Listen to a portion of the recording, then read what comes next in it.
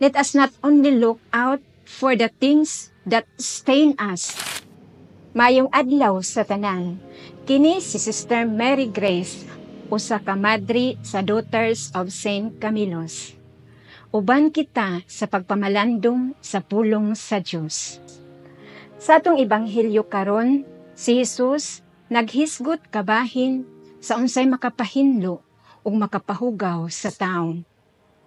Tawhanon kini nga kinaiya ang pagkalimpyado. Gusto kita nga matubang sa uban nga disente ug presentable. Mao mulikay gayud kita sa mga butang nga makapahugaw kanato.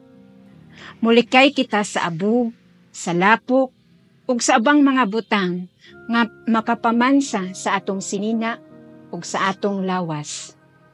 Apan ang atong Ginoo nagpahindom kanato nga dili kana lamang ang atong bantayan.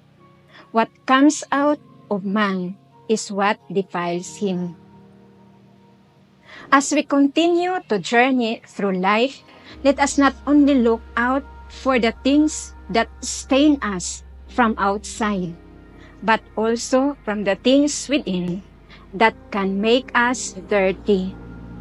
Bantayan nato ang atong mga pulong, ang atong hunahuna, ug kasing-kasing, nga sa kanunay, kini magpadayag sa kaayo sa Dios, ug sa iyang dakong gugma, alang kanatong tanan. Amen.